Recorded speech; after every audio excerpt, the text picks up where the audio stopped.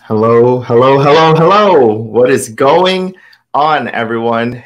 Thank you so much for joining us tonight on episode freaking 21 of the Roundtable. We have an awesome panel tonight where we're just going to talk about the itinerary is everything DeFi related. All right. So it's going to be a really, really good one. So let's go ahead and introduce our panel tonight. So first and foremost, we got Generation Crypto. What's up, dude? How's it going? Hello, hello.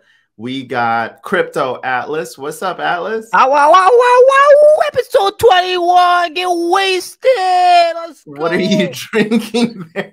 This is called H2O Aqua. I love it. I love it. Good. Next up, we got Dark Moon Tim. What's up, Dark Moon Tim? Oh, I don't have an intro like Atlas, so I feel ashamed of myself. And the last one, we got Moonboy. Looks like he's getting ready to give us a fat rip. Ooh, a fat rip, baby. What's up, Moonboy? What is up, guys? Just made it, man. Just got a little girl down. So I'm like, okay, I'm good. Are you staying down? Cool. Let me hop on and start this thing. So let's get diamond fisting. Let's fist it up, man. You got to fist it. We love our man, you got a different angle going on over there, Moonboy. What's up, man? Yeah, I did some rearranging to the living room. So I thought maybe the desk being here would be a bit better. I don't have a plain background. It's like my phone you have to look at now, but I was trying to see if my desk was better suited somewhere else. So I don't have an office.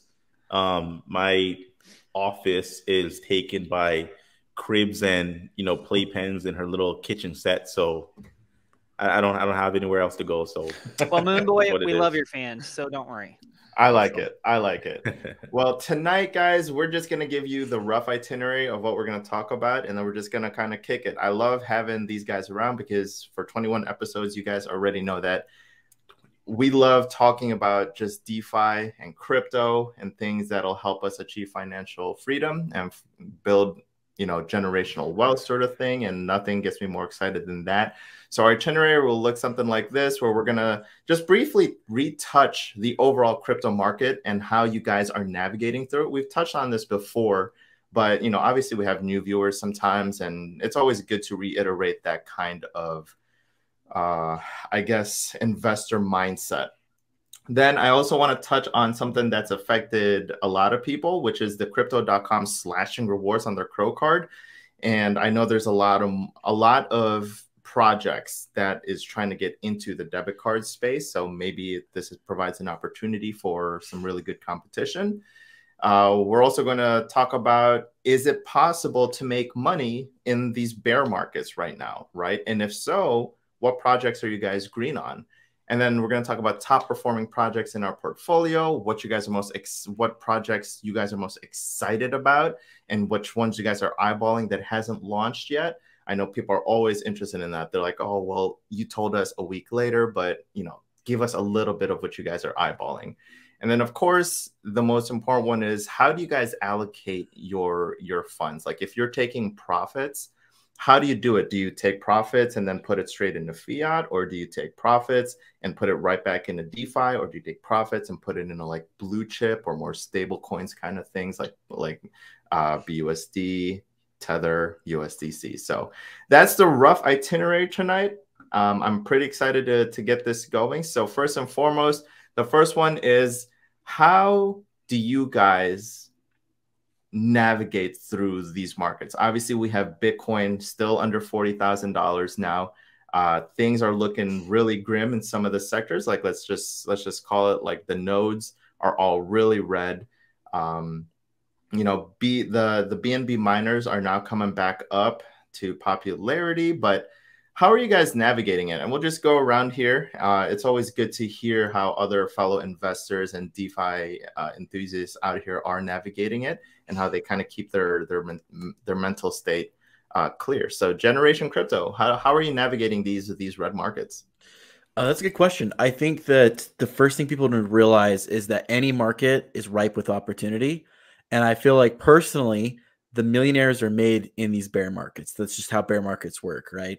So if you're buying when everything's going up, what actually matters at the end of the day is the percentage, not the amounts.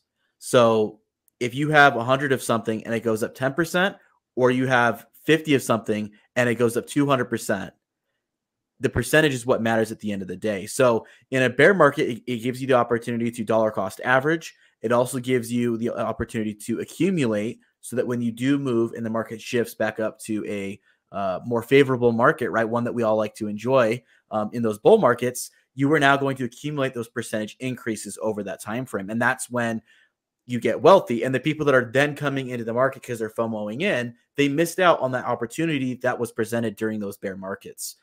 So I recognize for me that right now is not a time to take profits as much. It's not a time necessarily to worry about the market. The market will recover. It'll turn around as it always does. The time for me now is to compound in the products that allow me to do so. It's to earn staking rewards. It's to do these other steps to prepare myself and lay a foundation so that when there is a bull market, I'm well positioned to make the plays that I would like to play and take advantage fully of that market when it switches. I like it. I really like that. Atlas, what about you? Well, you know, first off, the usual guys, I'm not a financial advisor. This is not financial advice. Go do your own research stuff, right? But I got this right here. This is for my grip.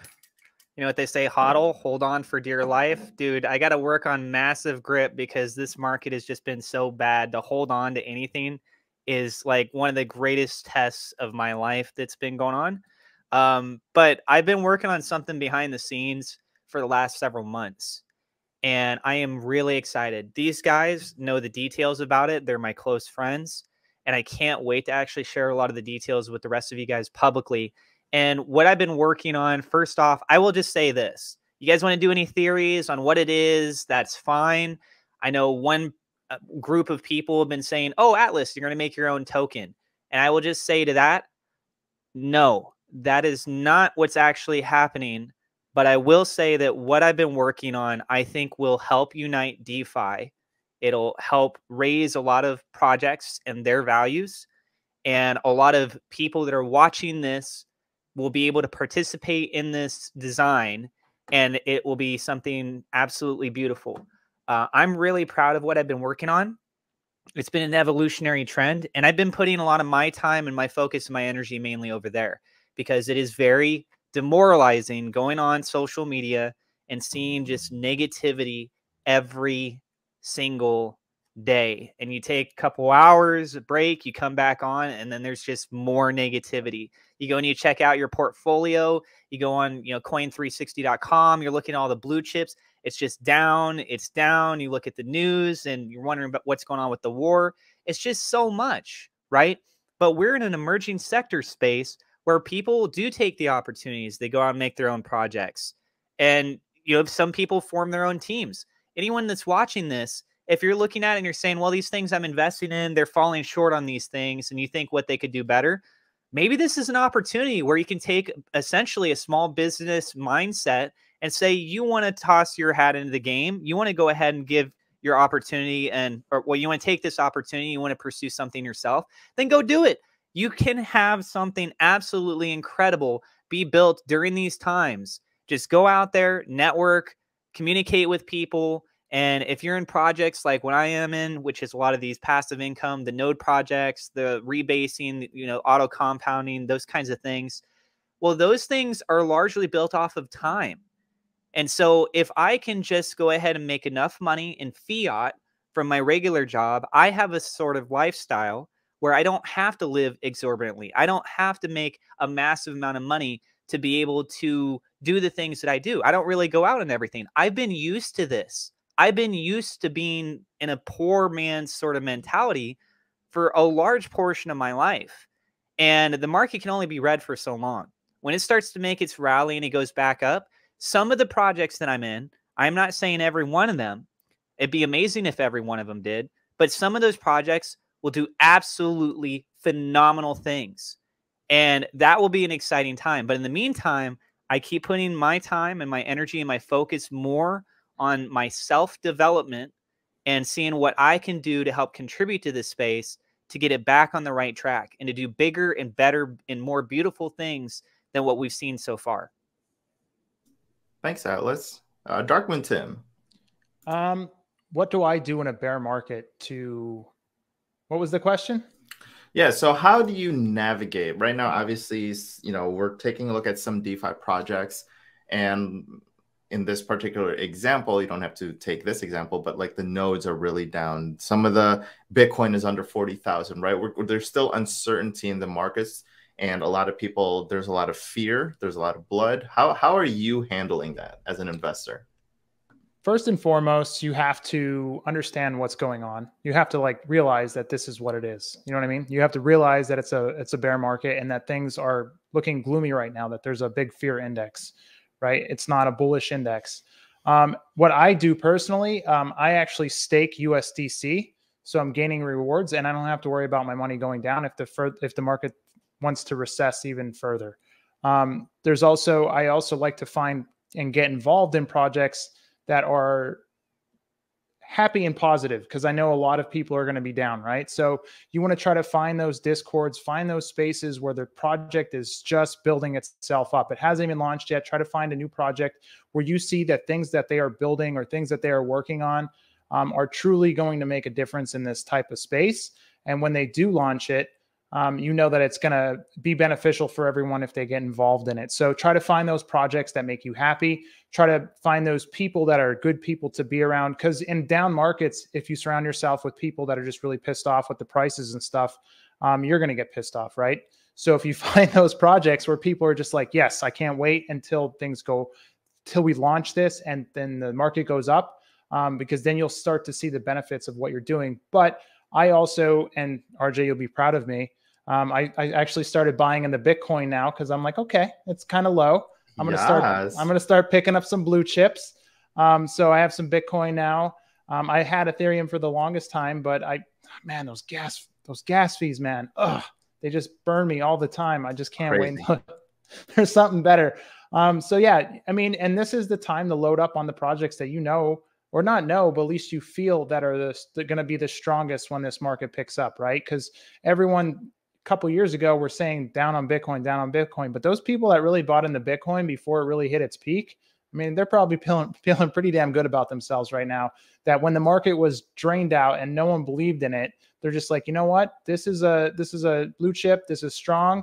I'm gonna get in it now because it's not very, the market's kind of down. And when it goes up, you'll be happy that you were investing in a market like this, because what you guys seen, and this is what I feel, this is not financial advice, for the last year and a half, you've seen a crazy crypto market. A lot of people started diving into it and just aping in the projects left and right.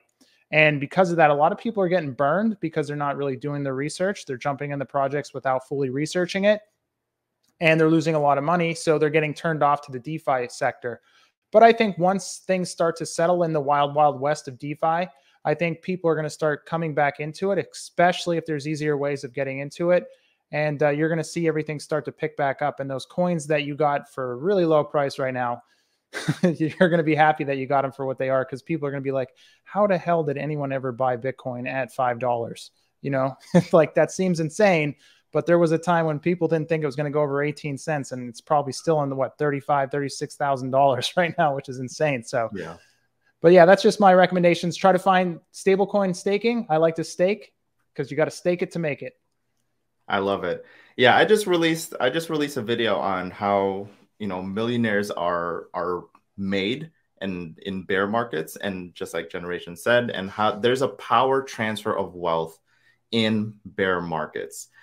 Crypto Casey just released a video, and she does the math and everything, and I absolutely love it, where she talks about people that just dollar cost averaged during a bear market versus a bull market is astronomical. She did the math and everything. If you guys haven't seen Crypto Casey's video yet, I suggest you guys go over there. It's like a 27-minute video of just pure gold, where she took 3 cryptos: Bitcoin, Ethereum, and a meme coin, which is Dogecoin.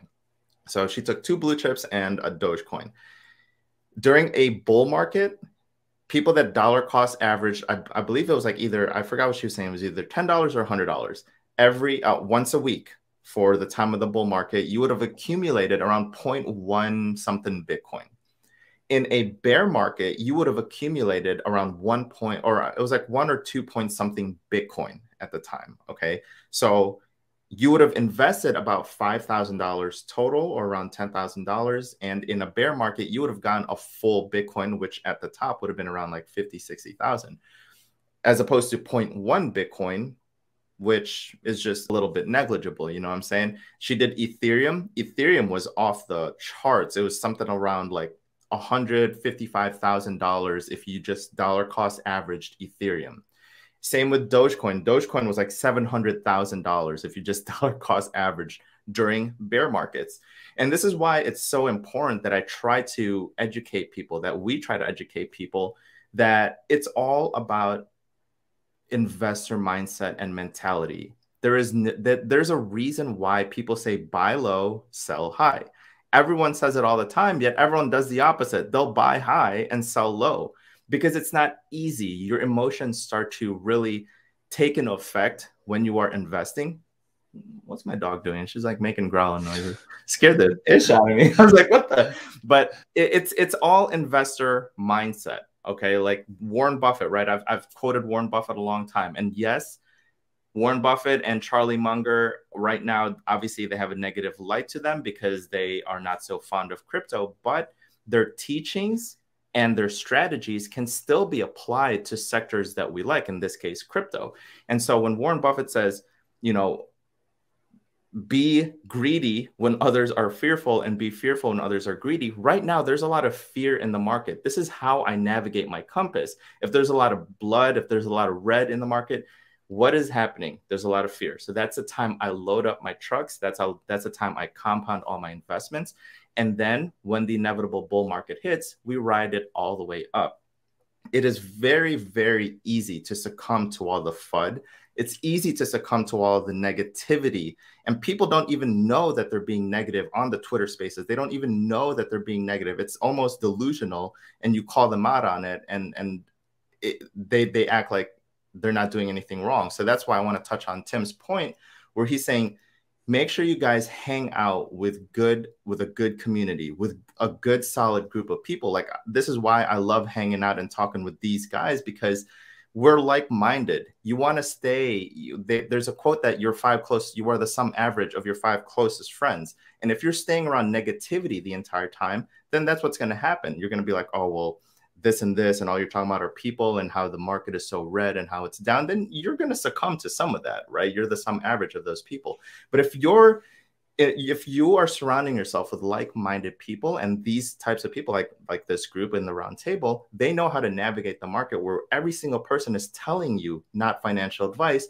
Make sure that you guys find a project that you really like, dollar cost average into there, because no one ever knows where the bottom is, and you will eventually ride those gains up.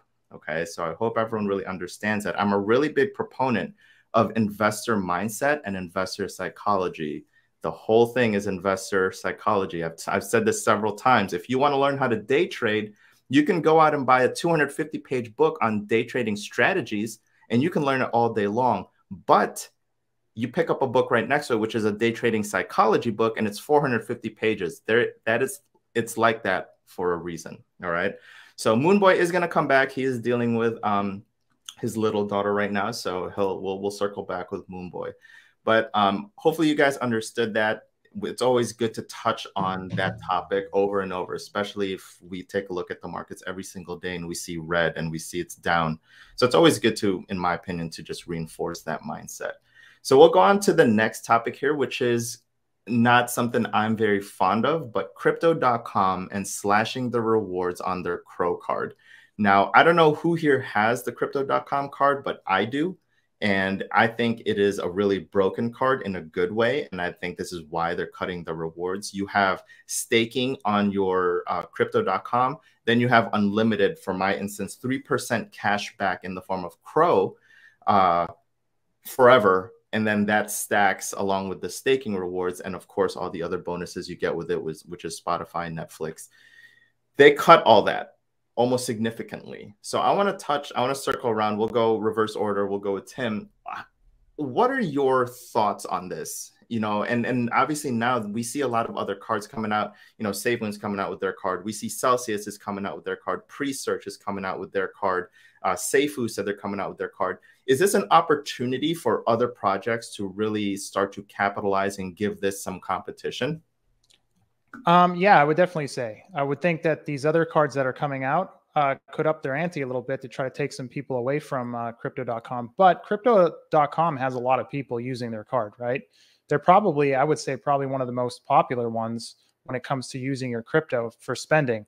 So I think by them backing off on the rewards has to do with a couple of things, just the rising cost of things like Netflix and Hulu and just stuff like that in general. And they probably know that people that are making bank on this to the point where they're getting that 3% rewards and they keep compounding it and staking it. So they're just like, okay, we could see how this was a good idea to attract people, but now you got some monsters. They're probably paying out to some monster people that got in really early on. So they're probably starting to back off a little bit that way. Now I'm assuming, and I didn't look into this, that it is affecting all Crow card holders, correct?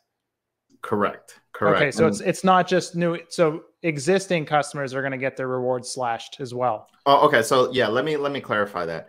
So as of May 1st, it'll take in effect, I believe, like June 1st or something like that. But if you are currently in your 180-day stake period, you still have the grandfathered rewards until that period is over. So for me, for example, I upgraded to the Royal Indigo card, last month or something like that. So I still have the remainder of that time to capitalize on that 3% cashback and on the 10% stake rewards. But after that, it goes to the new thing. Of course, obviously now every new person that applies for it will get the new cut rewards. Nice. Yeah, I think this is an opportunity for other companies out there to really try to draw in people. So because certain companies like Crow are cutting back on the rewards, this would be a good opportunity for the new companies like SafeMoon and the other ones. I think Coinbase has a card too that they can actually up the ante to try to steal away some customers. So I think that's probably what's going on right now is Crow is getting a little too big. They have too many rewards that they're giving out to those super whales. And they're trying to cut back to try to knock them off. And then you're going to see these other players come up and they're going to give ridiculous rewards to try to steal away the customers. So we'll see what happens. Yeah. And that's why I think competition is always really good in this case. Moonboy, the question we are on right now is, what are your thoughts on the crypto.com slashing their rewards on the Crow card? And do you think this is an opportunity for other projects to get in on this? And I give example of like the SafeMoon card, the Seifu card.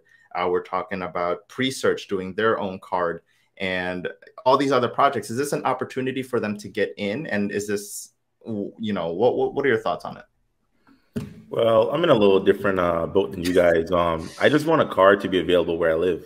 I can't even get a card. You guys pay some taxes. You guys talking about cash back and getting money back for spending. I just want a card. I don't even care. I just want to spend my crypto without having to wire it 3 different places, right?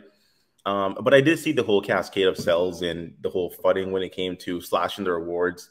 I think it dropped between 25 to 75% based off of what type of card you had.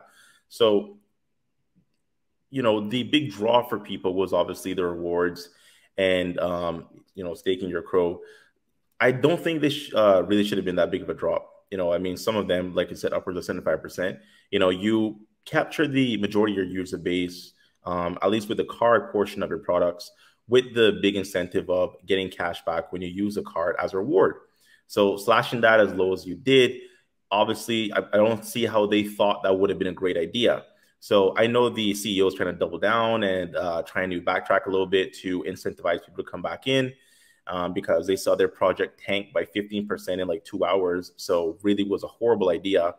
But even if you take away the amount of cash back you get per transaction, you are still able to use your fiat from wallet to coffee or whatever you want to buy. I think that's so cool. I don't have that privilege. So the thought of just having a card that's just linked to my wallet that I can just use and just buy stuff at the grocery store, that's foreign to me, right? I don't even understand that, right? I don't have that luxury. So you guys talking about cash back and I want my money for spending my card. I just want to spend a card. I just want a card, man. But Tim did have a very good point. I feel like, They were probably the majority of the market holders. Well, they had the majority of the market share when it came to a point system card when you spend and you get a little bit of kickback. Now that they've lowered their rewards, that they're talking about bringing it back up, it's not going to be as high as it previously was. This is an opportunity for someone who does have a card product on the market to potentially incentivize their holders further. That obviously would onboard probably some Crow holders who might be upset and salty from the slashing of rewards.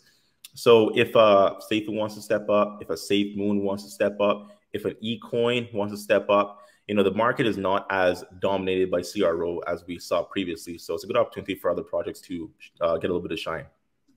Very cool. Thank you. Atlas, what are your thoughts on it? So I don't really find this that surprising. I've kind of gotten accustomed to the whole idea, especially in the crypto space now, where when you're offering set rewards, that these rewards end up either being dropped down or just dropped completely. And, you know, moving forward with something like this, we really got to look at the bigger picture here and say, why did they drop this down? Logically speaking, when we say this aloud, it's like, well, people love it. We love having higher rewards. Everyone wants this. Well, sure, they probably acknowledge that too, but there's a lot of things that come into play as a business that you need to make decisions on and say, well, where are priorities at? Where can we place our money? You know, crypto.com buying the Staples Center, just as an example, it has a huge statement making something like that. Was that a little bit of money or was it a lot of money? It's a lot of money. They've done a lot of things that cost a lot of money, for sure. Now that more people are coming in and getting used to a lot of the services that crypto.com offers, I think they're establishing themselves at a certain point where they need to pull back a little bit, right? You go gung-ho, you got strong drive, but life is a marathon, not a race, right? So you have to find a way to pace yourself. Come out of the gate strong, okay. You get some momentum and then you get your stride, but then you have these moments where you can go ahead and give it a little bit of a harder push. What I mean by that is that just because you're seeing some pullback on things that crypto.com is offering right now does not mean, and it shouldn't take away from the fact of their growth in the future. They're very likely to add additional features, which could be included back in with the card. It could be circumstantially. I have also a bank card. And it gives you rewards on certain things from time to time. It says, well, if you use the card in these kinds of ways, then you'll get some extra bonuses doing those things. We could see things starting to emerge like that, right? The future is very bright. There's a lot of opportunity that's here. We have to just kind of wait to see how things play out. And as far as for the opportunity for other projects to come in, sure. But again, we already see this a lot in these kind of industry spaces. New project comes out. They got really nice, shiny shinies, these rewards, whatever it happens to be. People jump on in. You get to participate in a little bit. Enough people are there. You get some search discovery now over in social medias. You rank higher on your website. You got enough market cap that's going in the back end. You've incentivized some of your seed investors or whoever else that's coming in for giving you extra capital for your more long-term plays, right? You can prove more of your worth. You do those kinds of things. And then you say, all right, this is not sustainable. This was just an initial phase kind of thing. Now we start to scale it back so that we can be sustained. Because last thing that we want is a pump and dump. I mean, I'm getting so sick and tired of projects coming out. You get in on it. Everything seems great. And the whole thing just falls out into nothing. It's getting really old. So if you see new projects that are coming out with high-end rewards, sure, there's an opportunity that's there, but don't be surprised that 6 months to a year from now, they drop their rewards down or they drop them completely. And around that time, crypto.com, which is still maintained, it's got enough of a base in there that they say, hey, we got a new promotion. We got a new opportunity here. We're rolling out something new. And then people go, oh, shiny, shiny. And then it's just part of how the whole system works, right? So yeah, there's an opportunity now, but there's always an opportunity. It's just right now people are more open with their eyes and ears to see what else is out there in play. Thanks, Atlas. Generation? Yeah, I think these guys pretty much said it all. When it comes to cards like that, obviously the rewards were too good to be true to be sustainable, right? And that's what it ultimately comes down to. So they've got to lessen those to keep sustainability. And this could open the door for opportunity for other projects. There's going to be some people that recognize that, you know what, it was good while it lasted, but I understand the motives behind what they did, but some people will be disgruntled. And so this could be the opportunity for other projects, other exchanges, other providers to kind of feel that void that people are feeling. So, hey, you know, we're releasing our card next month around the same time these are all going into effect for everybody. And you'll be able to get better rewards than Crypto.com is offering. So there's always opportunity in the space. It'll be interesting to see how other projects react to this and if they take advantage of this opportunity or not. But to me, it makes total sense why they did this moving forward. Even though for the customer base, it's a negative, it makes sense for sustainability reasons. Thank you. So the next one we're going to talk about here, and it's going to segue nicely into the next topic as well, which is, do you guys believe you can make money in bear markets right now? Do you guys have projects right now that are in the green, making you money, passive income right now? And if so, what is your top performing project in your portfolio? Moonboy, let's start with you. What's up? Can't hear you, Moonboy. Got abducted by aliens there for a second. Yeah, what happened? Hello. Boy, jeez. I don't know what happened right there. So I think we are definitely in a bear market, right? I think we've had the last 6 weeks, Bitcoin has closed in the red. And there's a couple things going on when it comes to the increase of inflation. And obviously there's still a war going on.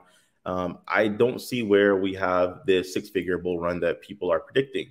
So I think we're officially in a bear market. So my strategy right now is just to try to dollar cost in stablecoin, which, you know, is doing really dollar cost. You just add to your position, right?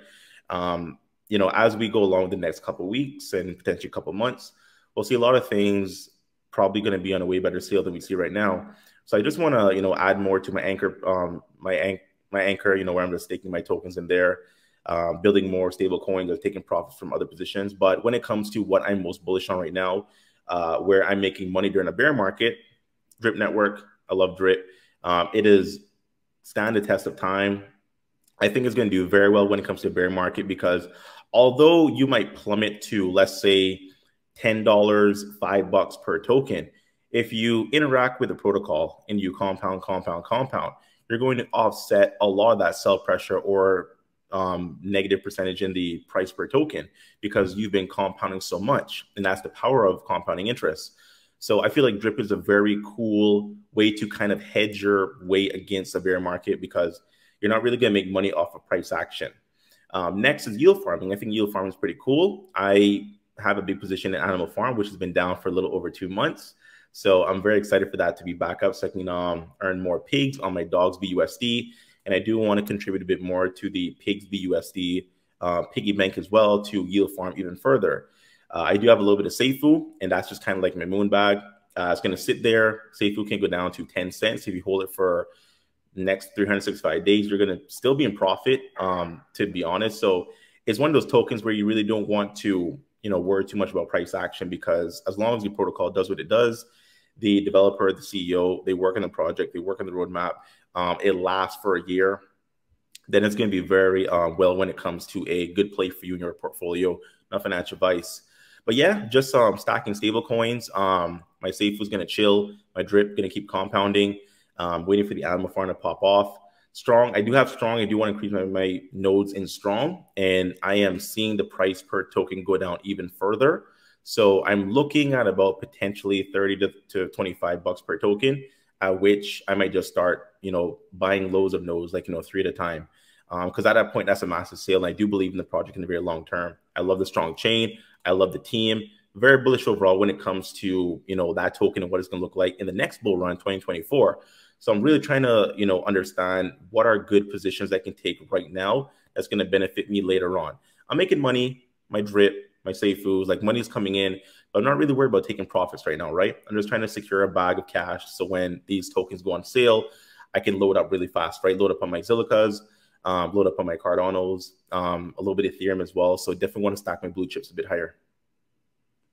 Thank you. Generation, let's circle back to you. Okay, mixing it up, I see.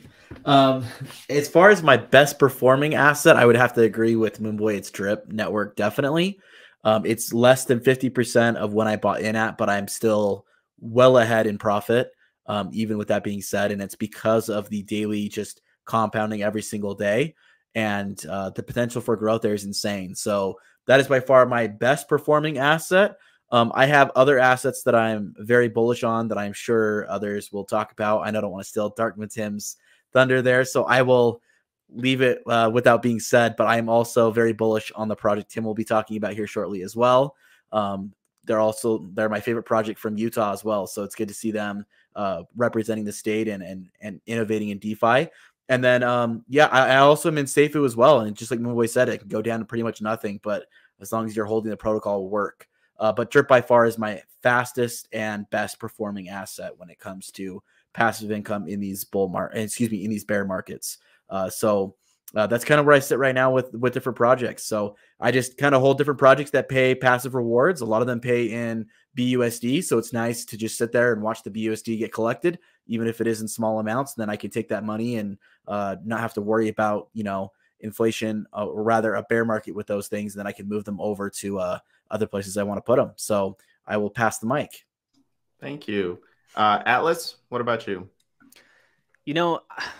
I'm in this really weird psychological state where I see the value of projects going down, but I am technically making money because I've diversified my portfolio in a lot of projects that give you passive income. I could be taking those earnings and I could go off and I sell them. And the whole dynamic of how a lot of these ecosystems are built, you've got other people that are buying the projects, which helps the price of the project go up. You got people that are selling their earnings or just the tokens that they bought, whatever. That, of course, makes the price go down. And then you got people that keep compounding to the system. And depending on what the distribution systems are when that takes place, that helps with the sustainability of the projects to even do these kinds of things. There's a whole bunch of different design mechanisms, right? But at the end of the day, how much selling pressure is really going on? So if I have a project that still has any kind of price and I'm earning on a per day basis X amount of these tokens, I could go sell them. But I kind of stated this earlier. I'm in a position right now where with my YouTube channel, that's my full-time gig, is that I make fiat off of that. And that's what I use. And the community support through the Patreon supporters and the people through YouTube membership, those kinds of things. I try to rely as heavily as I can on that and just let these systems continue to work themselves out. Let their teams continue to keep developing on their projects, because some of them will find those utilities, right? Whether it be a sense of discovery internally on their own or from the market itself. Somebody else comes out with a project and they do something very similar to this one, but they add an extra thing and now this can take place. But that doesn't mean that this other project that's been out a little bit older, a little bit longer, they can't just start rolling out a similar utility or the same thing, right? That's one of the beautiful things is that, like, if you want to survive and you get pushed into a corner, sometimes you make some pretty dramatic changes, but those things can make everything really grow and do much better. So on a per day basis, I'm in this weird position where because I keep compounding, I'm seeing a lot of my projects earning more of those projects. But at the same time, because the market is going down, the value of those projects is going down. But that also kind of helps stabilize it. So now imagine if these projects that do survive this bear market and they go up, all those extra tokens that I've been building up that whole time, but the price hasn't really been doing anything for me. Imagine when it starts to move. I'm sure everyone can put yourself in that position mentally, where you just imagine, like literally imagine that instead of 100 or something, you got 1,000 of that same thing. The price goes up 10 cents. Boom. You can see a very noticeable difference. And that little tiny movement can get you so much energy and just really pumped up for all this kind of stuff. So am I making money right now? Yes, I technically am, except I'm not actually one of those people that's been claiming anything.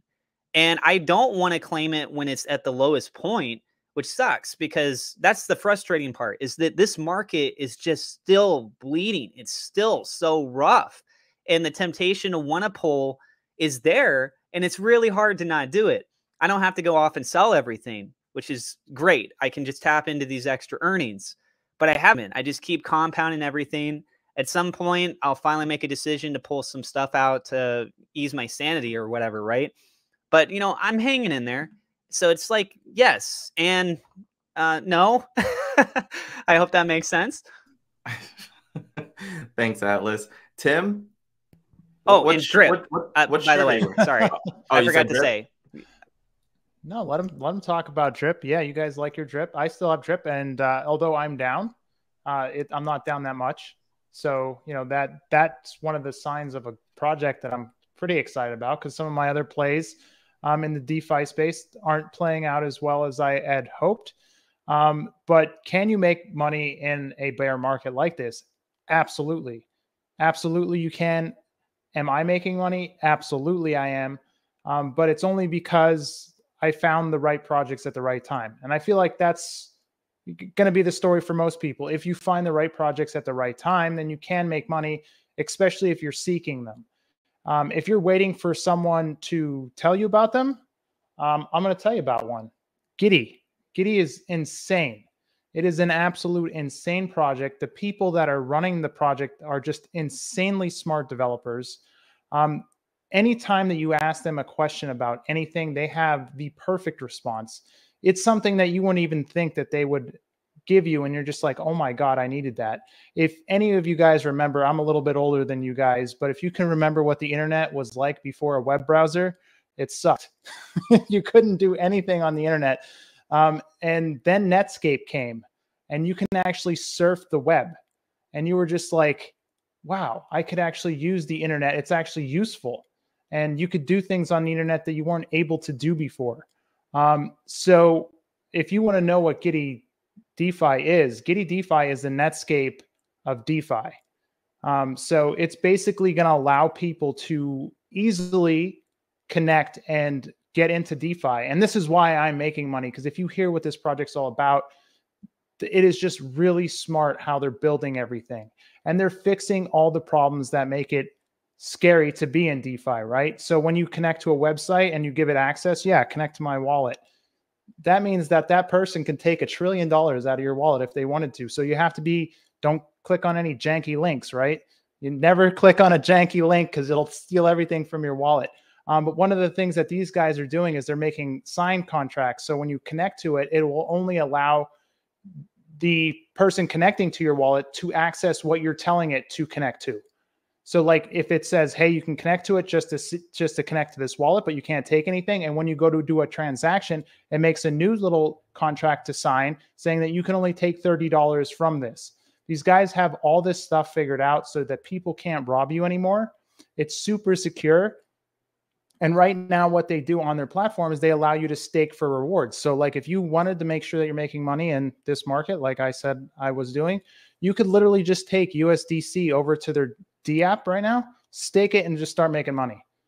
Like, and you don't have to worry about losing anything besides gaining Giddy, and then you can just compound your Giddy, which I've been doing. So it's a really great project. The people are really great. The Discord, the people are just really awesome people. They're coming out with some great NFTs. It's just a really cool project. I'm lucky I found it in this bear market, but there are a lot of projects out there, guys. Just try to find the ones that you're passionate about. And when you do that, just, look at them, make sure that you do your own research on them. But RJ taught me this. He said, if you're always looking for a project and you're out there and you're looking in the trenches and then you do your research on that project, you'll know that you find a gem. But if you're not looking for it and then you see a price hike, that's not the way you get into a project. You want to find the projects on the down low. And I think Giddy only has like 800 wallets right now. So if you guys are out there, I would highly recommend checking out their website. And it's a really cool project, and I really like that. But Giddy, go ahead. Sorry, I didn't mean to cut you off. I just wanted to point one thing out. On my channel, if you guys want to, on the Cryptopia event that was held back in January, the entire Giddy team came on a panel for over an hour talking about what they're planning to do with Giddy, how it's all going to work, and all that stuff. So if you guys want to learn more about what their project's about and kind of their ambitions and goals, they sat on a panel for literally an hour and talked about the future potential of Giddy and what they're going to be doing in the space. So if you're wondering what Tim's talking about and you want to learn more, you have access to the Cryptopia site. Like he said, they also have AMAs regularly on Twitter. You can go check those out there. They also have their own YouTube channel that only has like 200 subscribers. So you can go back over there and they go through a lot of stuff over there as well. But like Tim said, there's less than 1,000 people that hold Giddy currently, less than 1,000 wallets. So it's extremely early for a project. So I think there's a lot of potential that they have going there for them. And they plan on releasing their app in about 2 months. So, and I put a link in the description or in the comments. I don't know if it's going to show up, but that's how you can get an early access to their app, because the first 20,000 people get an NFT, and it's an NFT with utility. which is really cool. They said one of the NFTs with utility will actually give you free gas fees for life of just holding the NFT, which is like, come on, that's pretty awesome. I have a question for you, Tim. So I guess when it comes to farming, right? So you can pair Giddy with a stable coin and get a very high yield percent, right? What is that percent? For example, if I wanted to go stake $1,000 worth of Giddy USDC paired together and I want to LP farm that, what would be the, I guess, daily percent on that when it comes to earnings, or if there's an APY or APR? What is a ballpark of what I'll be earning? So the amount you will earn it based on how many people have money staked in that particular pool. I think there's probably close to 15 million staked in the LP pool right now. But it's a 40x. So, I mean, obviously as more people put into the LP pool, that your rewards will come down a little bit. I think I get about $30 a day for $1,000 staked in there. So for every $1,000 that you have staked, and that's paired with Giddy, so it would be like $500 worth of Giddy, $500 worth of stablecoin. You put it in there, you get close to about $30 a day that way with Giddy token. Give or take, and it obviously depends on the price of Giddy. Right now on the D app, when you get rewards by staking, you only get Giddy. But they did say when they release the application, you'll get to choose if you want to get rewarded in the coin that you're staking. Like if you're staking Bitcoin, do you want to get rewarded in Bitcoin? Or if you want to get USDC, they'll give you USDC. Or if you want to get Giddy, so you'll have the option to choose what you want to get rewarded with in the future. But as of right now, you're just getting Giddy on the D app because the actual app that they'll be releasing in the future hasn't been released yet. So it's pretty cool. It's a pretty cool project. Yeah, I'll definitely have to pick your brain on that. I'm been dragging my feet on Giddy, but you speak very highly of it. Generation speaks very highly of it, and obviously I value your guys' opinion. So I'll definitely have to pick your brain on that one. So I'll definitely chat with you afterwards. So my plays, it's to no secret that my top performing is obviously Seifu. The top two right now is Seifu and Drip. All right, Drip, I just keep compounding, and I take profits every other day, if not every other 2 days, and I want to make sure I'm just taking more profit. I'm compounding more than I am with taking more profits. It's kind of like the minor games, right? You compound 6 days, and then you kind of take profits on the 7th day sort of thing. And so I do want to reiterate that every single member of the roundtable has said yes, right? They are able to make money in bear markets. People need to really start to open their minds a little bit more when it comes to this space. We're all in here to make money, to build generational wealth, to be able to do whatever we want, break the corporate chains of 9 to 5, do whatever you want with your life. And if you're not here for that, then I don't know, if you're here to just FUD around and cause drama on Twitter, then that's your prerogative, right? But everyone here is trying to improve their lives for the better, and everyone here is making money, but that's because they decided to venture in the DeFi space, not just one particular crypto or not two cryptos where they just hope to buy it and hope that it moons. You need to be able to diversify your portfolio to where you have a bulletproof portfolio to where it's a bear market and you're still making money. All right. And so I do want to obviously share my screen for inspiration purposes only, because that's what we're trying to do here. I want to make sure that people understand that. But let me share my screen here so people can see. Oh, I removed it like a troll. Okay, here we go. So obviously, Seifu, I've been sharing this in my channel the entire time, but I want to show people the possibilities you guys can have if you believe in a project, and obviously if you stick with that protocol. My investment strategies has always been the same. It's value style investing, where I find a project, I do some research on that project. Do I like the leadership on the project? Yes. Do I like what the project is trying to do? Yes. Do I think that project is going to be around for more than a year? I honestly think so. So when we're taking a look at just my numbers here for inspiration purposes only, yes, cool. This is a $179,000 balance, but my investment strategies isn't to just cash that out and take a fat paycheck. I'm here for life-changing money, and passive income plays. And so the number I want everyone to really look at is this number right here, right? This is my daily ROI, and it's $4,093 every single day if I want to take profits. All right. So if I take profits for $4,993 and let's just say 38 or 37 cents, and we times that by 30, that's an absolutely insane salary for the month, right? And we are technically, everyone here said, we're technically in a bear market. We're in a bloody market. And yet there are projects out here, guys, that are making money. You just need to be able to open your mind. You need to be able to be receptive to the projects that we're giving you and understand that we are here trying to help you guys, right?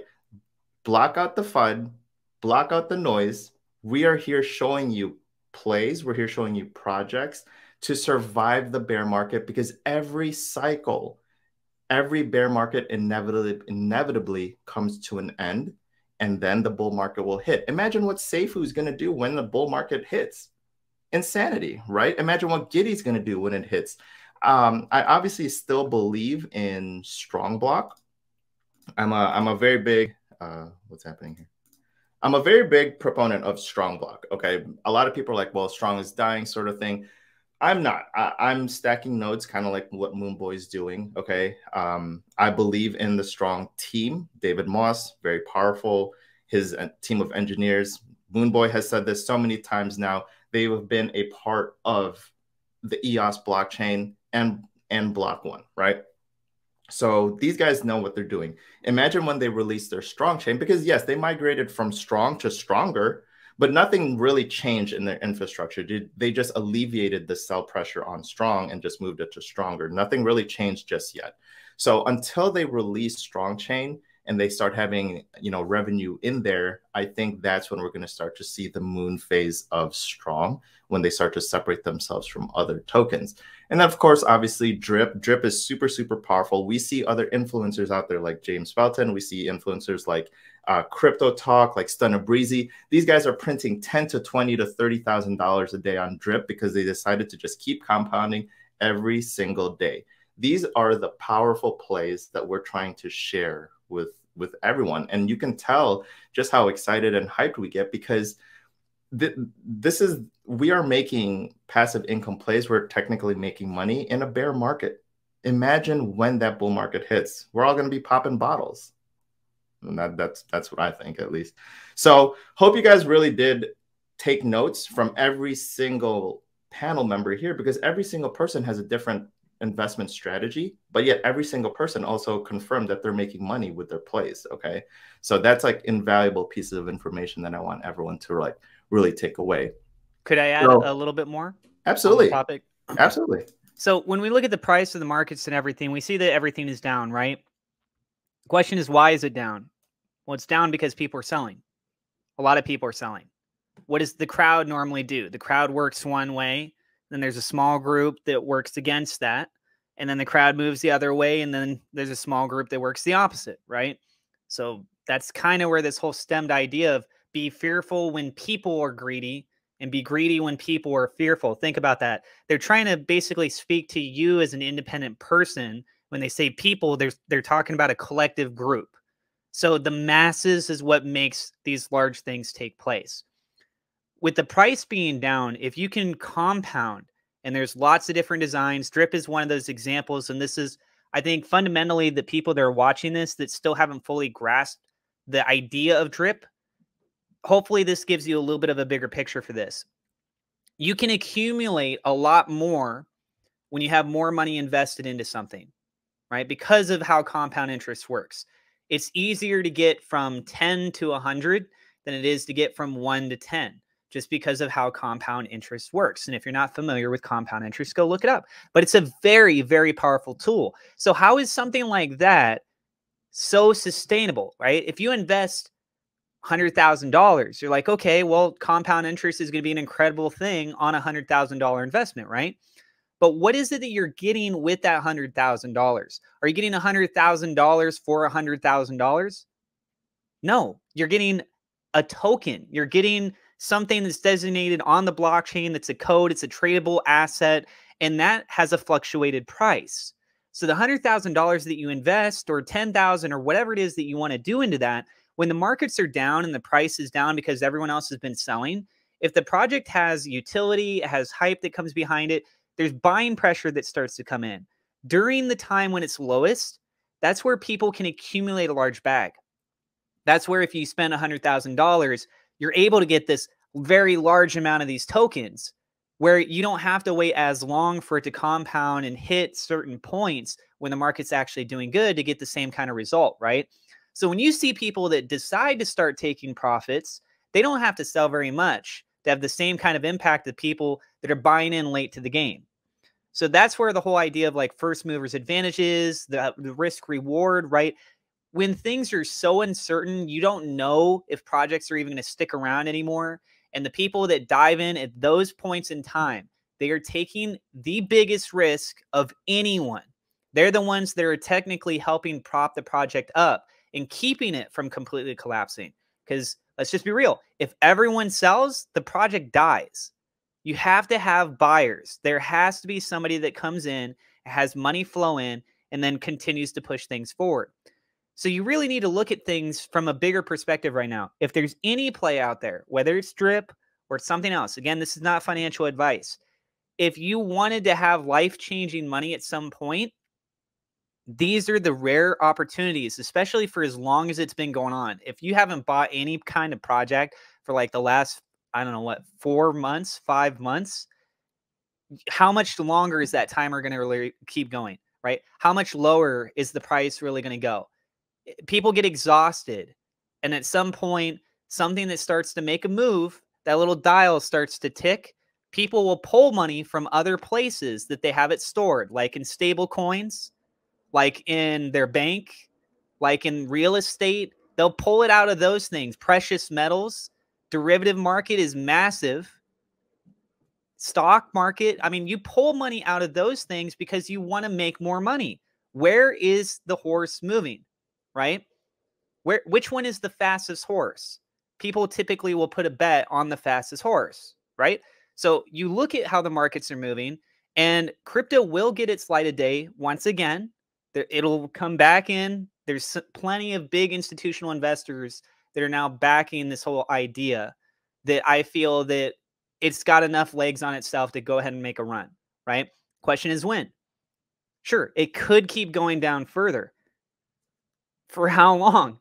We're down, what, 45 to, I think, 85% on pretty much every major name project, right?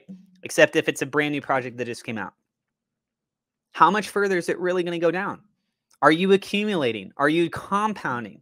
Are you taking the idea of compound interest and applying that in a state where you could get far more of these tokens at a lower price?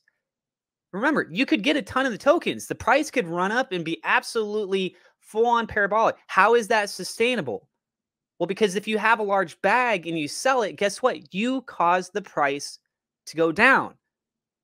The price isn't going to just stay the absolute same if you're some massive whale and you decide to sell. Of course, you'll have a nice profit, but you are also contributing to the opposite end now. You are the one of those people that helps drive the price down. That's where these things start to balance themselves out. And that's how this whole idea and the dynamic of the flow of money in this kind of space really works. So what is your decision that you're doing right now with your money? That's what you should think about. Thanks, Atlas. Anyone else have anything to add to that one? Now we'll move on to the next topic. Cool. All right. So the next one is, what are you guys most excited about, and which one are you guys eyeballing that really hasn't launched yet, but you've done your research? As members of the roundtable, you guys have done your due diligence, and you're like, this project is something I'm very excited about, and I cannot wait for it to launch. Atlas, let's start with you, man. Oh, you didn't expect that, did you? I did not expect that. A project that hasn't launched yet, I'll be real, man. Like every time I find out about projects, it's either it just barely launched or it's already been out for a while. So I can't think of any that hasn't launched yet. As far as for a project that I'm most excited about at the moment, I would say, again, I'm going back to this. People can have whatever point of view of me or my friends that they want. Just don't trash talk my friends, please, out of respect. But I really do think that there's huge opportunity with Drip Network. And I say that largely right now more than ever because of the fact of what Moonboy had pointed out earlier. The Animal Farm has been down for the last several months. I can't wait for it to be back up. Forex Shark, the developer of both the Animal Farm as well as Drip Network, he's made it clear that once that is back up and running, he's shifting his focus back over to really helping push forward the utilities, the partnerships, and there's some Chainlink, you've got PancakeSwap tied in with Drip Network itself, that he wants to put a lot of that back there. And with the whole design of Drip Network, you combine that with actual utilities and things that finally come through, oh man, it can be an incredible thing. I mean, even with the price being down, just from me compounding since early, I think it was January when I first came in and I made my first videos. It's either January or February. I'm pretty sure it was January. That's like 4.5 months of compounding. And it's exponential over time. It's incredible how you can really start to see it making these larger gaps on a per day basis when you stay consistent with doing these things. I am really, really excited to see what Forex Shark, the partnerships, if PancakeSwap rolls their stuff out, the stable coin, the lending stuff, all that stuff. I'm really excited to see what true potential can come from what he's designed. Thanks, Atlas. Let's go with Tim.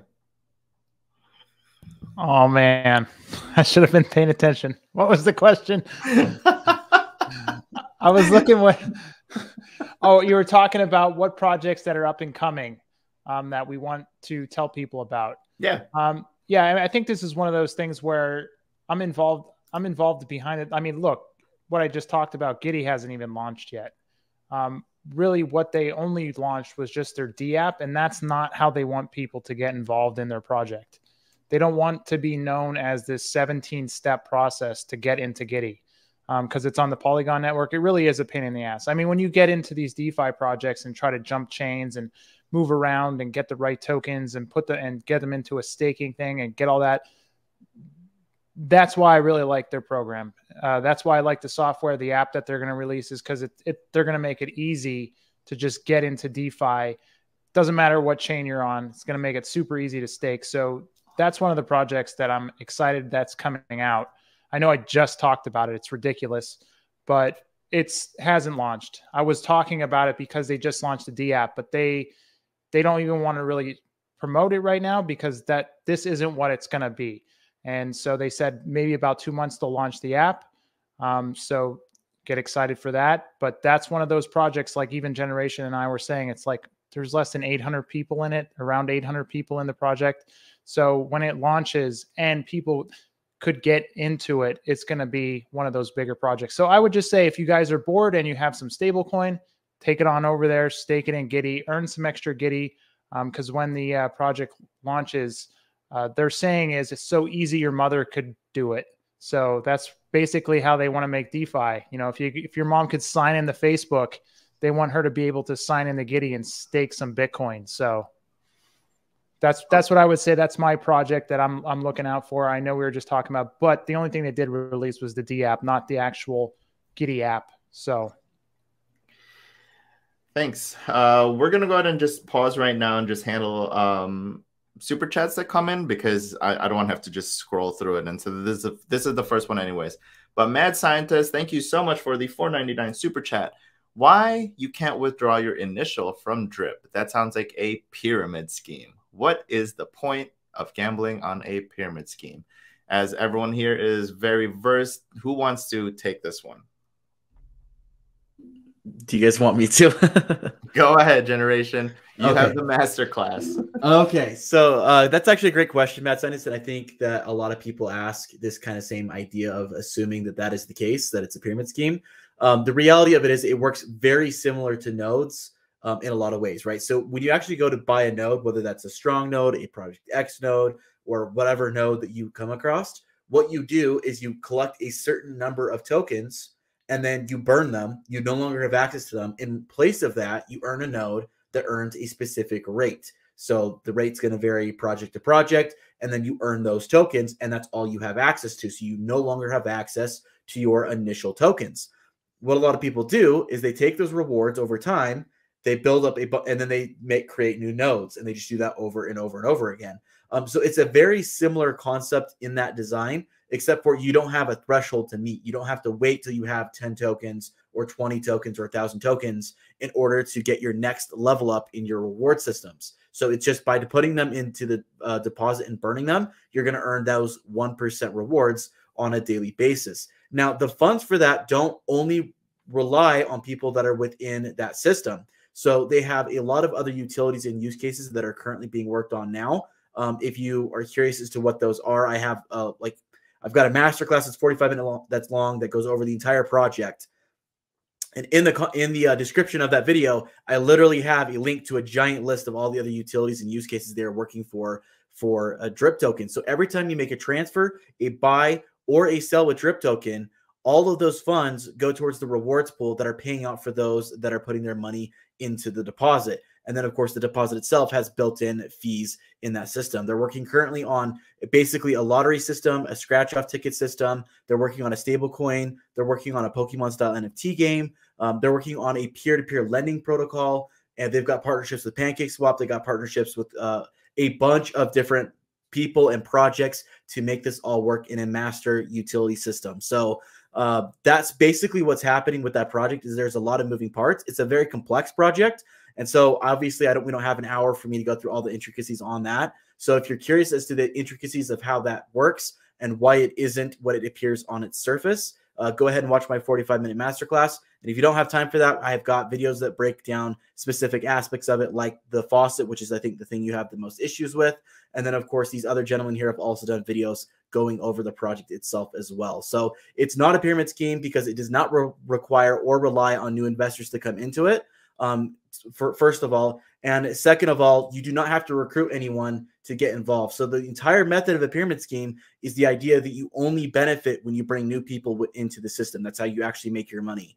Whereas with Drip, you could literally never bring a single soul into it. You could put your money in. You can do your compounds and everything else within the ecosystem of Drip and never have a single soul that you bring into the system alongside you, and you still would profit.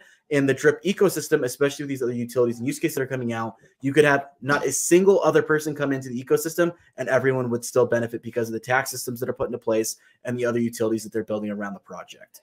So it doesn't rely on that. And of course, when you buy Drip, you actually have to deposit your tokens into the deposit in order to earn the tokens. So it's voluntary. So that should give a very, very short rundown of how that works. But if you want the long version or the extended version of that, go ahead and watch the videos. Thank you so much, Generation. You were turning on Moz there. And he always is on me because apparently us Americans like to pronounce his name as Moz. I do. I say Moz. So he's like, he sent a video on the Discord and he was like, Moz.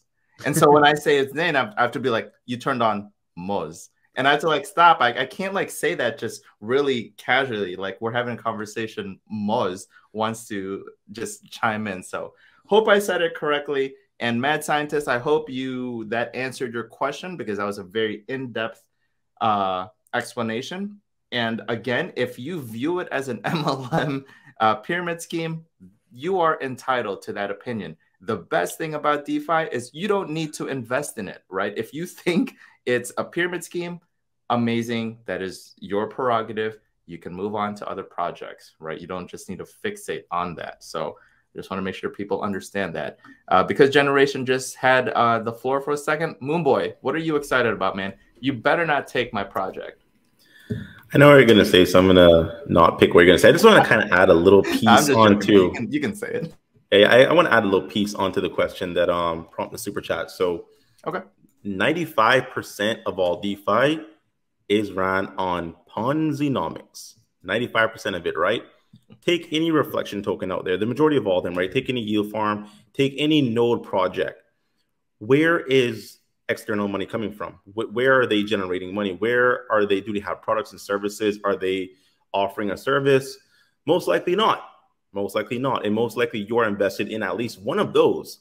So you are benefiting off of the Ponzi-nomic system. Now, it doesn't make it a Ponzi scheme, but the idea currently of it needs buys and sells to either pay out rewards or distribute funds to holders, that is right now the majority of what all the protocols are running on. Drip has functional utility, and they have a lot of partnerships in the works that's going to give them even further utility, that's going to widen the gap of that whole Ponzi-nomic concept. So we're not just bullish on Drip because we're making money right now. We're bullish on Drip because they have the infrastructure, the work, the utility, and the roadmap to get away from the need of transaction fees and all these things in the future. So if I were to separate DeFi and you're going to ask me to pick one project that I think can really separate themselves from this model, Drip has incredible potential. It really does. So, you know, the generation has a big, massive masterclass, a 45-minute video breaking down anything and everything when it comes to rewards and taxes. So highly recommend you watching that. But second to that, my project, I'm not going to pick RJ's. I'm bullish on RJ's project, but I'm actually very excited for the Animal Farm. I know it's been out before. I know it's paused. This relaunch is almost like a new project in a sense, right? Because it's going to have a new user interface. We're going to have version 2 pigs. Eventually going to have version 2 dogs, because based off of how the Pancake Swap V1 syrup pool was functioning, I suppose Pancake Swap might have migrated their syrup pools over to V2. So you're going to have the V2 dogs as well. Like, it's brand new tokens. It's a brand new user interface. So for me, it's a brand new project.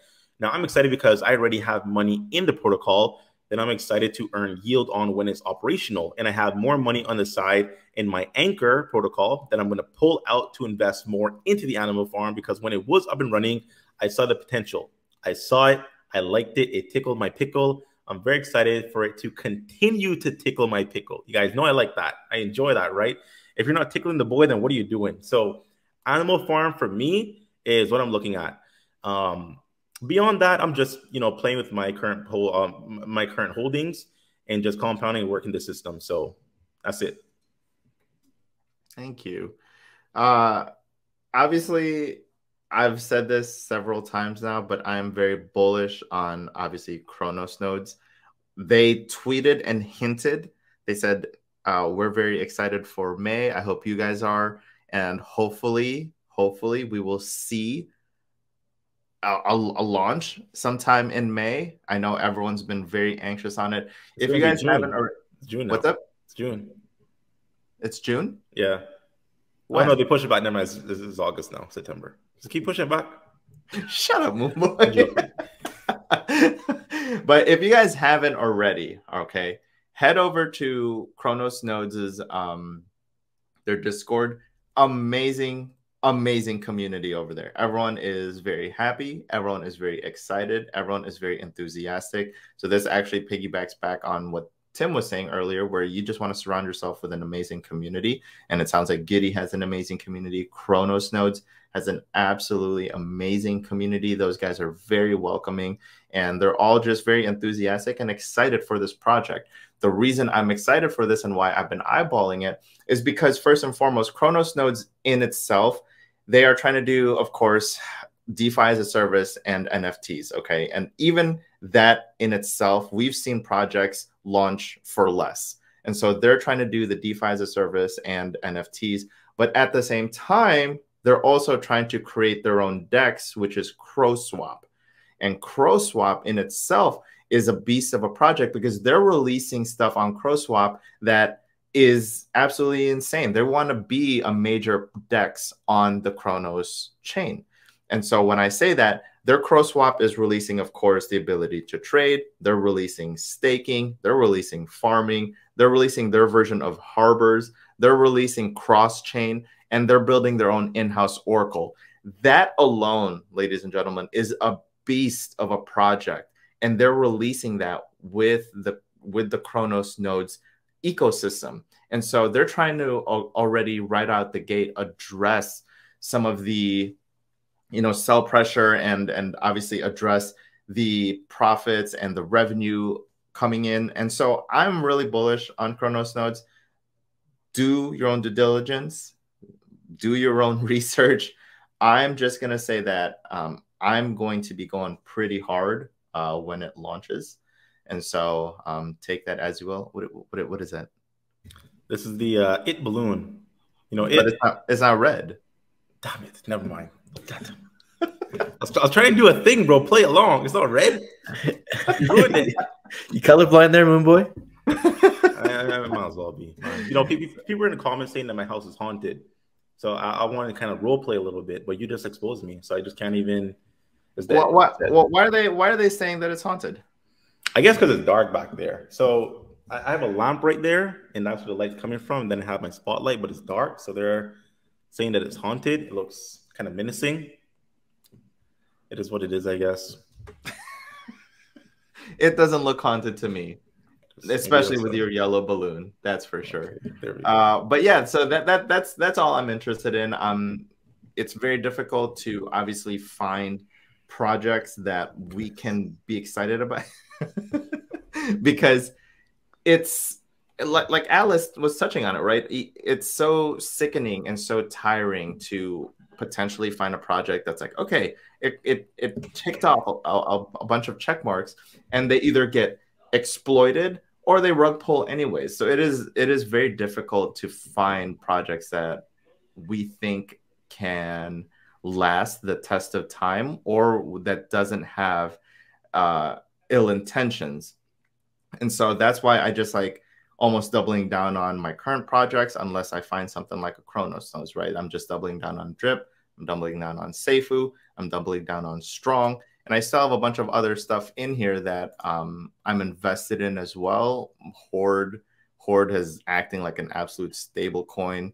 And then, of course, I do have Sin's Finance, which is not doing so hot. But that's why I'm just, and Moonboy said it, Animal Farm, right? I'm just doubling down on projects I know have been tried and true and that has a excellent leadership team. And you just can't go wrong with it. If I'm earning 1% every single day with Drip, if I'm earning 2.28% every single day with Seifu, I'm earning 1% with Strong, I'm okay with those numbers. It doesn't have to be an astronomical number like a BNB miner that's pumping out 8%. It's okay to do stuff like that, but you just need to make sure you hedge your risk appropriately, okay? So with that being said... I'm sorry, I just want to ask you a question. What do you think about Drip Guardian? What's up? The Drip Guardian. Yeah, what about it? So I've been compounding. I've actually added to my position, but it's almost like the price per token is going down more than what you can offset with compounding. So where do you see Drip Guardian when it comes to the launch of the Animal Farm? I know that the protocol was designed for the price of plants to go down, but are you as bullish on Drip Guardian as you are on Drip? And what are your thoughts overall? Yeah, I am. Let me see if I can show this screen here. So this is my Drip Garden, right? I have 7,414 plants. I'm hoping to get to the 10,000 mark relatively soon, hopefully. But this right here, I've been compounding this almost every single day as well. I try to take profits every Sunday so that when the farm releases, I'm going to deposit that right here, right? So that it starts earning us pigs, and round the ecosystem goes. And so my plan on this garden is to just keep compounding it until eventually the overall market as well as Drip token increases, because naturally as the Drip token increases, so will the token of the plants increase.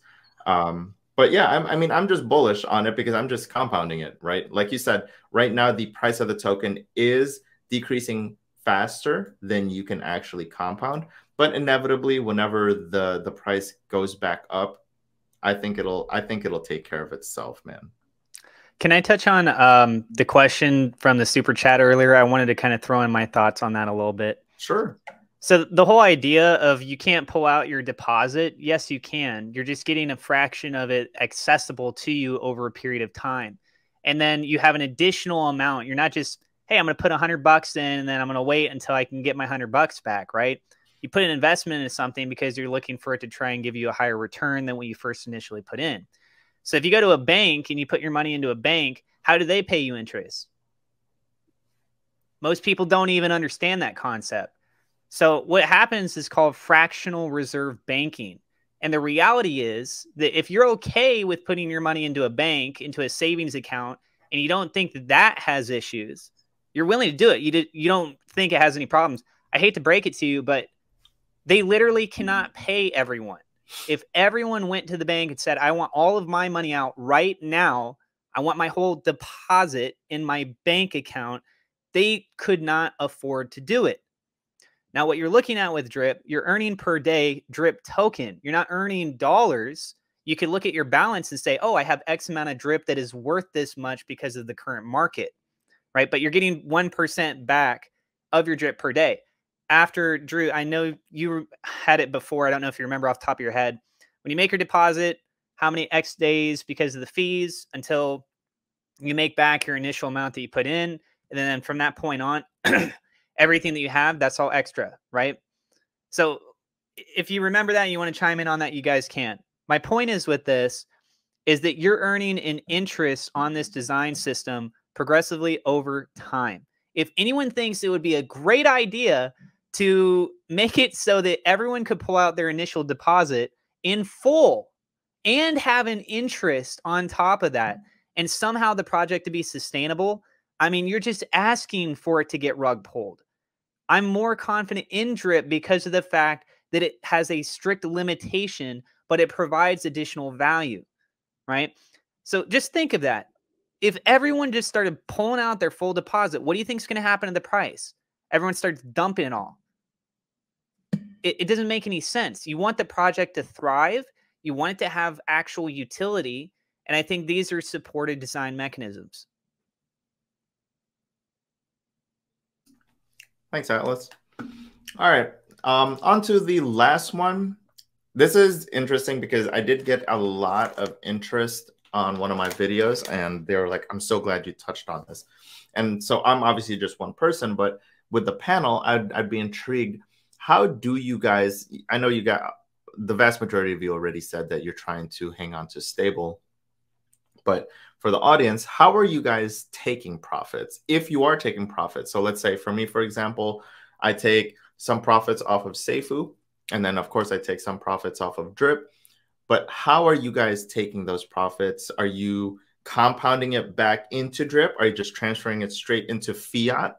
Or are you transferring it into more blue chip stocks, or stocks like coins like Bitcoin, Ethereum, Cardano, Constellation DAG? How are you guys taking your profits and handling your portfolio? Generation. I do a 40-20 rule. So the way I do it is I have 20% that goes back into DeFi, into other higher risk plays, and then 40% that's going to go into more stable items. And then there's going to be a little bit left of that. So you got 20, 40, that puts you at 60. There's an extra 40% left, right? So 40% is going up to Bitcoin. That's going up to get, staked or yield farmed to earn more Bitcoin. 20% is going back into DeFi. And the other 40% I'm actually cashing out to fiat. And then that fiat's not just to spend for fun. I'm putting that into the stock market. So I do play in stocks as well. And so I take profits out of there. I put them in stocks and I earn dividends off of my stock shares there. And then I have certain goals that I have set for myself that once I build up a certain portfolio size, I'll be moving all of that over to real estate. So that's kind of my play right now. I like it. I like it. Let's just go around the room here. Atlas, how do you take profits and handle your portfolio? I actually haven't been taking profits. I've just been reinvesting it. So my answer is pretty short on this one. I really believe that we're so early in the space, and a lot of people do savings until they're retired, 65, 70 years old, working a regular job. And people get really impatient with these kinds of things. So because we don't know what projects will necessarily come out with the next big thing, I feel that I've looked enough at the market. I've got a pretty good diverse portfolio. I still look to see what new projects are coming out. But if I have the opportunity of getting involved in something else that's new, then I might take some profits from something that's going on over here and then use that to be a part of another system at the same time. So now I've got multiple things that have opportunity for me. Thanks, Atlas. Tim? Right now, I don't want to take profits. I'll just keep like the projects that I'm earning on. I'll just take them and put some in DC, but I like to take my other investments and start investing in blue chips because they're going to come back with a vengeance when this market turns green. You know what I mean? So Bitcoin is going to just go nuts when this market turns around. Ethereum's going to go nuts. Polygon's going to go nuts. Like these coins are just going to go nuts when this market comes back around. And I just want to stack up on them because they are ridiculous. It's like a fire sale out there right now. Everyone is getting scared. They're dumping them. Like it's what, $1 for Polygon? Like Bitcoin is down so much. Hey guys, yeah, I mean, if you have a project right now, it is silly to pull profits and put them in your pocket, I think, because if you're in there, this is the time to buy. You know, you want to get in there. So I've been just taking my profits that are making me a daily amount of money, buying Bitcoin, staking that, buying Ethereum, staking that. I'm just buying coins and just staking the hell out of them. So just, and the second that the market pops off, I'll be one happy little guy. But as of right now, I mean, it's just waiting for that moment to come. And I think that's sometimes the hardest for people to do. If they're in DeFi right now and they bought in at a higher price and they see the prices going down, it's hard to hang on, right? They just want to dump it because they want to cut their losses. But the second you get rid of it is when it starts to go up. That's normally the worst time ever. The second that I bought into Bitcoin, I think I bought into it a couple of weeks ago and it was like 42,000 or something. I didn't buy a Bitcoin, just so you guys know. I don't have that kind of cash. But it like immediately dropped. Like, I swear I have like the worst luck. If I buy something, it immediately tanks. And I'm sure I'm not the only person that feels that way. You'll get into a project and you'll just be like, what the just happened? How is this possible that everything that I buy just drops? Sometimes it's FOMO. You don't even realize you're doing it. You start to see a little bit of green. You're like, yeah, I'm going to FOMO into this project. But so many people already did to get that green candle. Or sometimes when I see it going red, I don't wait for it to go red enough.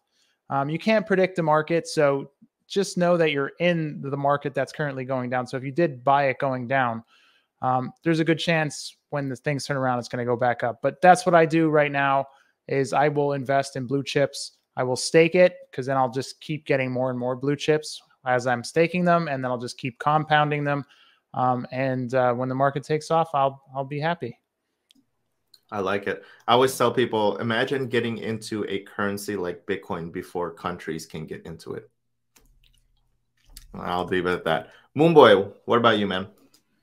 Yeah, taking a little bit of a different strategy now. I am probably aggressively taking profits, but not to fiat and not to my bank. I'm trying to take profits to increase my blue chip holdings. The only thing I'm compounding currently is my drip garden. And a couple node projects I have, but drip, I'm taking profits every day. I've been compounding for months now. My beginning drip balance was 22 drip. I'm over 230 right now. So it obviously the price of drip is down a lot. So if it was back at like 50, 100 bucks, I'd be swimming, right? But right now I'm taking profits. I'm taking profits out of literally everything. Even Strong knows at this point, I've been taking profits out of Strong for last maybe 2 months or something, because I want to add, like Tim said, I want to be able to buy Zilliqa at 4 cents. I want to be able to buy Ethereum at $1,900. I want to be able to buy maybe 100,000 VeChain. And, you know, I just want to make sure I have the cash on hand to make those big positions possible, right? If I compound, that's great, because I do believe in the protocols I'm currently in. I feel like Drip has a great future, strong and incredible future. But I feel like the opportunity to compound for those projects will be there in the future. I don't know how long these tokens will be on sale right now. I don't know how long it's going to be. So I want to make sure that I have comfortable positions in everything so that when they do moon, I'm cool, I'm chilling, I'm fine.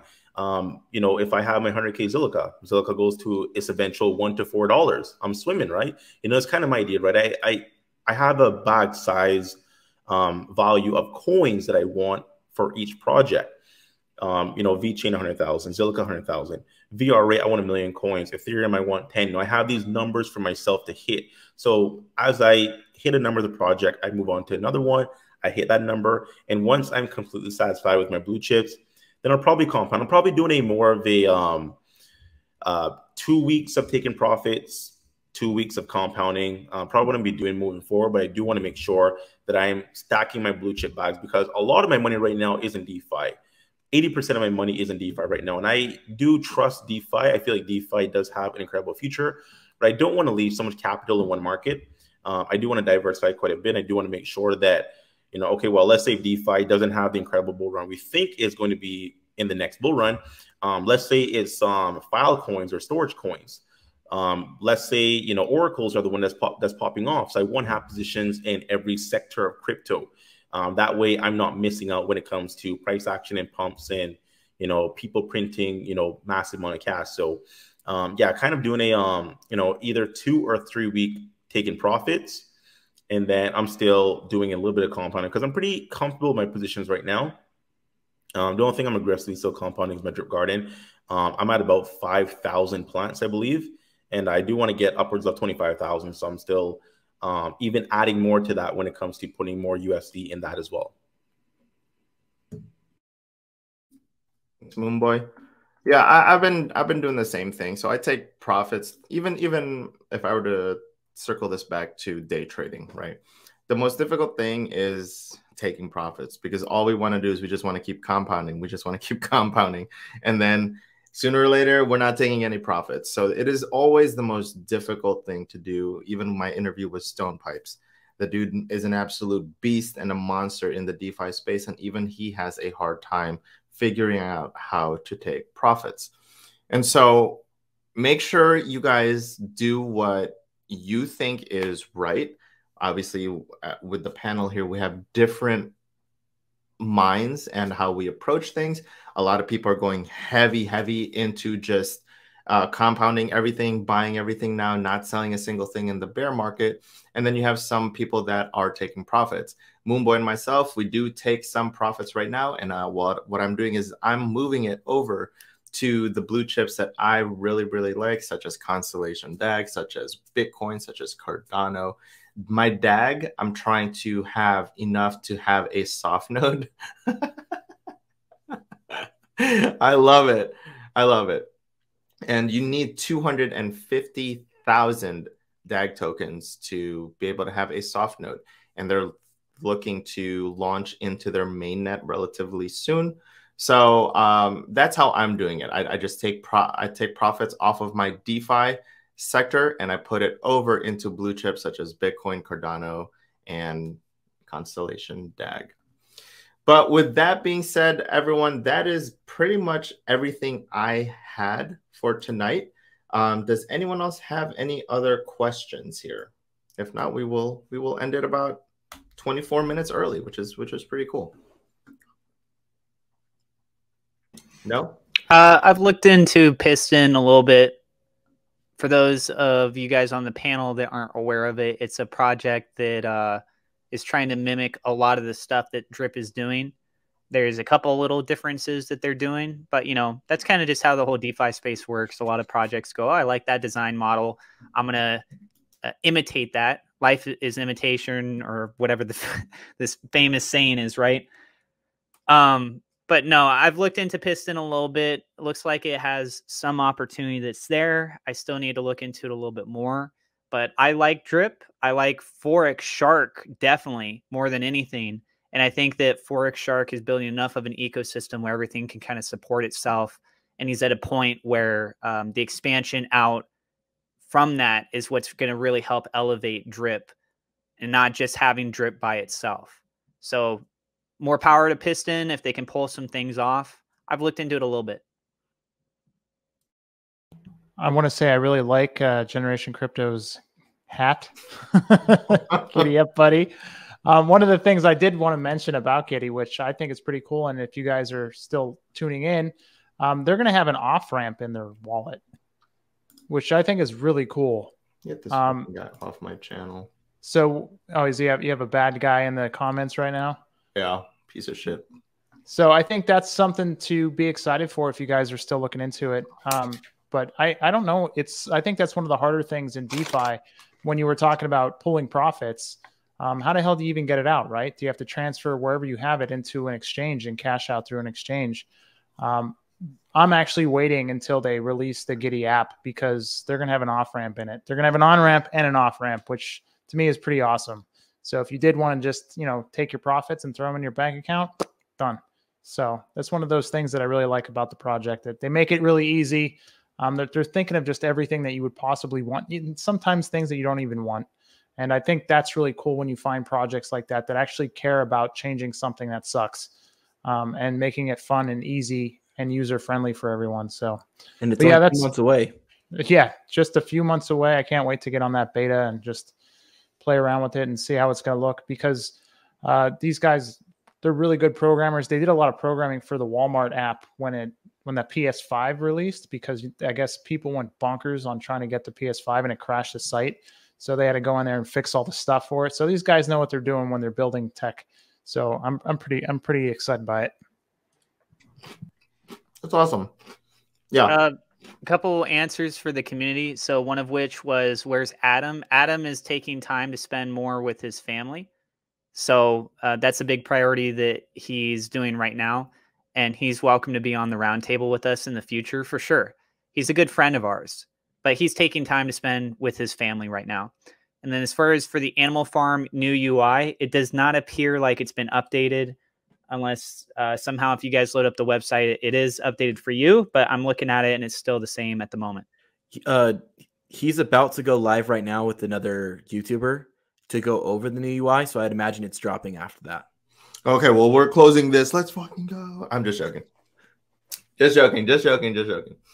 All right, guys. Well, that's literally everything I had, man. This was a lot of fun. We'll go ahead and do closing statements without Moonboy, because I'm sure he's doing taking care of the daughter, which is, of course, as we said, very important to us. But let's go around the room. Let's go ahead and do some closing statements, and let's catch this new drip UI generation. Let's go, man. All I gotta say is yeehaw. Thank you, Atlas. Thank you for your contribution, generation. Respect your parents. They passed school without Google. Okay. Tim? Compounding, giddy up. I like it. And yeah, I don't have anything like that, but I will thank I will thank every single person here. Thank you so much for tuning in with us, all 127 of you guys. We absolutely enjoyed talking shop and just responding to you guys. We only had to boot one person tonight, which was actually quite amazing. Normally we have to boot a whole bunch of people or mute the bots, but it was a pretty quiet night. We like it. We love chilling, and hopefully you guys found this very insightful and you guys learned a lot of things. These guys are an enormous wealth of knowledge, and I learned a lot from them. I'm going to be picking their minds about some of the projects that they were just announcing tonight, and we'll kind of just go from there. With that being said, thank you so much to everyone. I hope everyone has a good night, and we will see you guys on next week's episode of the Roundtable. Peace out. Bye.